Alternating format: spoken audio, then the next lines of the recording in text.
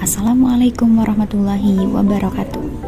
Perkenalkan, kami dari kelompok 2. Pada kesempatan kali ini, kami akan menyampaikan tentang pembelajaran berdiferensiasi. Apa itu pembelajaran berdiferensiasi?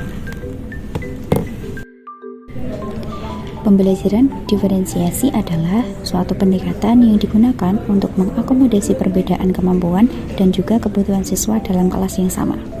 Nah, hal ini dilakukan dengan memberikan pengajaran dan yang disesuaikan dengan tingkat kemampuan atau kebutuhan individu, sehingga setiap individu dapat belajar dengan efektif dan efisien. Diferensiasi dalam pembelajaran juga dapat membantu meningkatkan motivasi dan kepercayaan diri siswa, serta dapat memfasilitasi pembelajaran yang inklusif. Yang selanjutnya adalah unsur-unsur pembelajaran diferensiasi. Terdapat 4 unsur pembelajaran diferensiasi. Yang pertama ada konten atau isi. Pada konten atau isi, guru akan melakukan modifikasi terhadap pembelajaran pada materi yang akan dipelajari peserta didik di dalam kelas dengan tetap memperhatikan kebutuhan belajar peserta didik.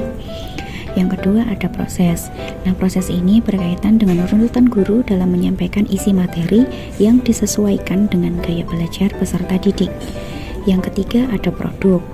Produk berupa hasil dari tugas pembelajaran untuk mendapatkan hasil belajar yang baik pada peserta didik. Yang keempat ada lingkungan belajar.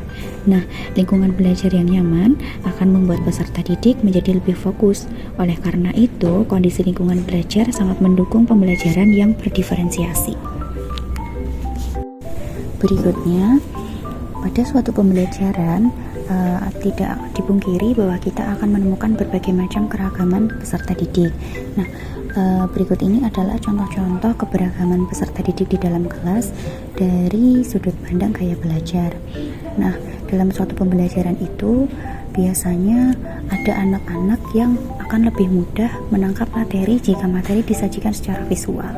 Ada juga anak-anak yang akan lebih mudah menangkap materi apabila materi disajikan secara audio atau melalui ceramah dari guru atau teman sebaya.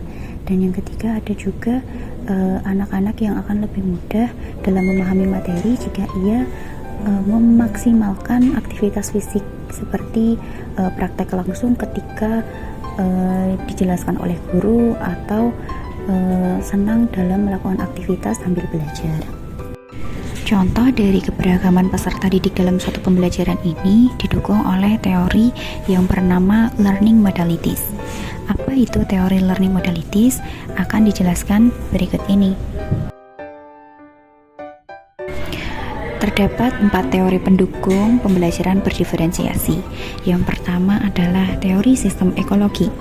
Nah, dalam teori sistem ekologi ini memiliki 5 sistem. Yang pertama adalah mikrosistem, kemudian ada mesosistem, kemudian ekosistem, kemudian makrosistem, dan yang terakhir adalah kronosistem. Teori selanjutnya adalah teori multiple intelligence. Nah, teori tentang multiple intelligence disebut sebagai kecerdasan majemuk. Pada teori multiple intelligence ini ada 8 bentuk kecerdasan, yaitu kecerdasan verbal linguistik, kecerdasan logis matematis, kecerdasan spasial visual, kecerdasan kinestetik jasmani, kecerdasan musical, kecerdasan intrapersonal, kecerdasan interpersonal, dan kecerdasan naturalis. Teori selanjutnya dalam pembelajaran diferensiasi adalah teori Zone of Proximal Development atau sering disingkat dengan ZPD. Nah, ZPD ini adalah suatu zona yang terletak di antara tingkat perkembangan aktual dan perkembangan potensial. Secara sederhana dapat dikatakan bahwa ZPD terletak di antara hal-hal yang dapat dilakukan oleh peserta didik secara mandiri dan hal-hal yang tidak dapat dilakukan oleh peserta didik tanpa suatu pendampingan dari orang yang lebih dewasa.